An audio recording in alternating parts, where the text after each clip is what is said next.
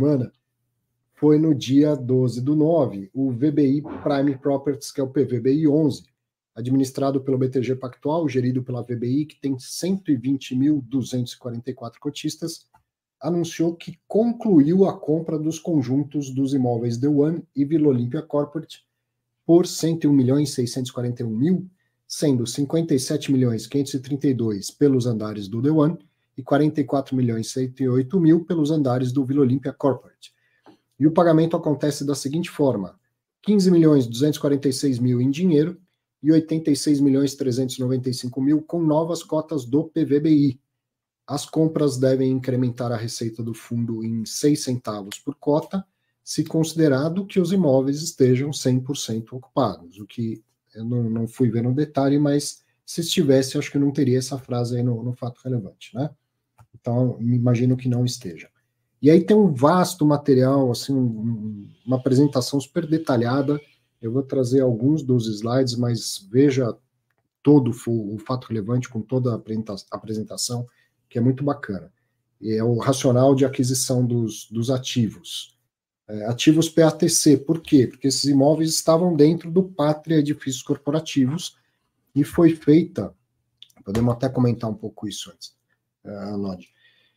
Foi feita uma engenharia fantástica, né? E veja quanto tempo demorou para chegar nesse fato relevante da conclusão do negócio, porque precisou fazer assembleia em um fundo para aprovar que outro fundo.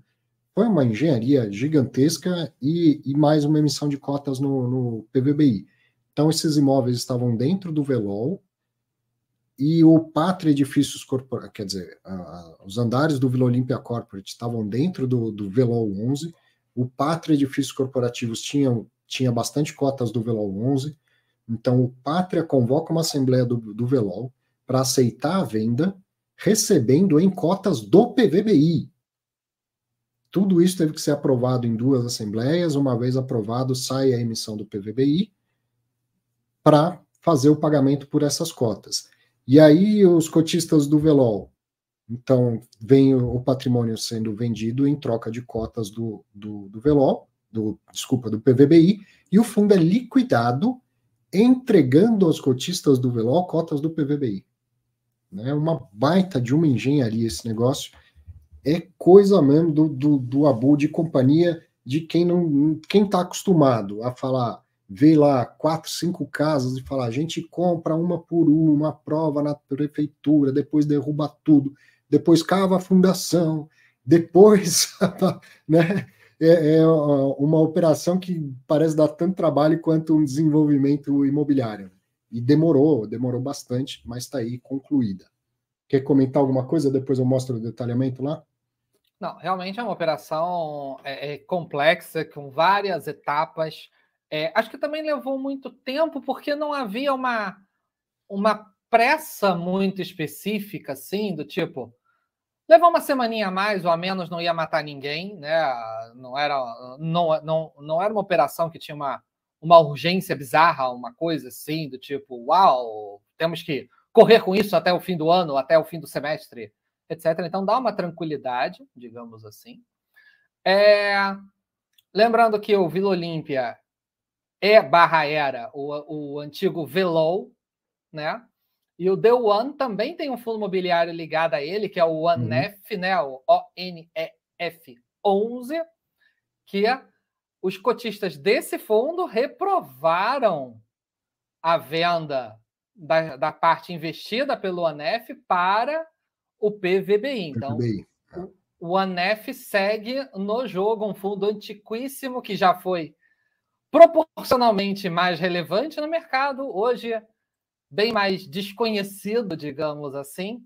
Acabei de ver aqui, tem 2.700... Só isso? Nossa. Já teve 7.500, hoje está com 2.500, é isso mesmo? Se minhas anotações estão certas. Mas o ONEF segue no jogo, porque são áreas diferentes. São áreas diferentes. Imóveis diferentes do mesmo prédio, né? Exatamente. Então, não tem a ver com... O ONEF até poderia estar no jogo, mas não está. Sim, houve intenção, e acho que ainda existe intenção da VBI de comprar também os andares do D1. Não sei se com isso consolidaria o imóvel todo, né, o prédio todo, mas aumentaria bastante a sua participação lá. Então, ó, com um pouco do racional da aquisição dos ativos PATC, aquisição da totalidade das unidades dos edifícios Vila Olímpia Corporate e D1 que pertenciam ao Pátria Edifícios Corporativos. O valor total da aquisição a gente já viu, por metro quadrado, dá R$19.500 por metro quadrado do Vila Olímpia Corporate, e isso leva a 12% do prédio, consolidando 65% do ativo, porque o PVBI já tinha, então, outros andares lá, né? E a área bruta locável adquirida agora é de 2.262 metros quadrados. No caso do D1, valor da aquisição de 57,5 milhões, que dá R$31.500 por metro quadrado, 13% do ativo, 1.826 metros quadrados de área bruta locável adquiridos aqui. E aí tem foto dos dois imóveis.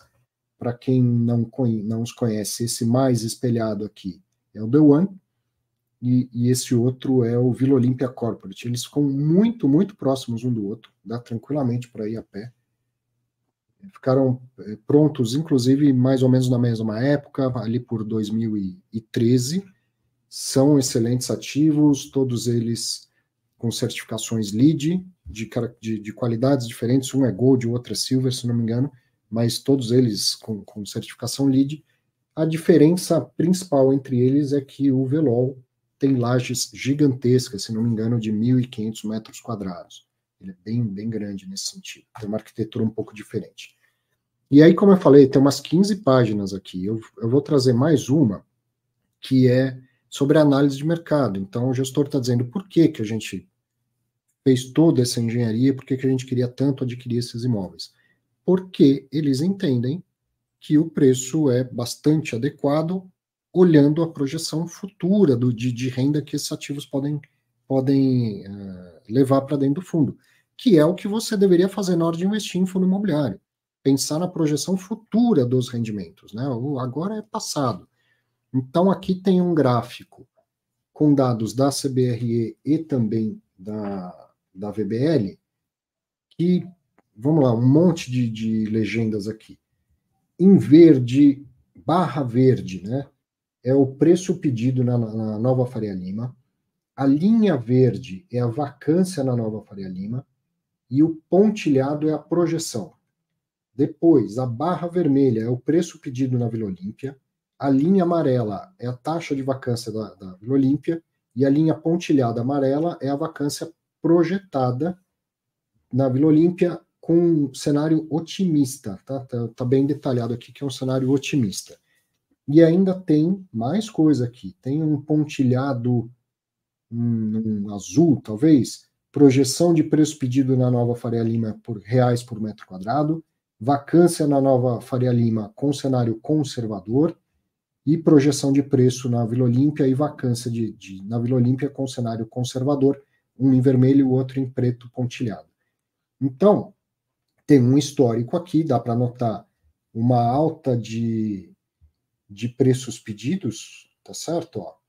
Preço pedido na Nova Faria Lima começa no primeiro quarto de 2020 com 190 e atualmente R$282 por metro quadrado.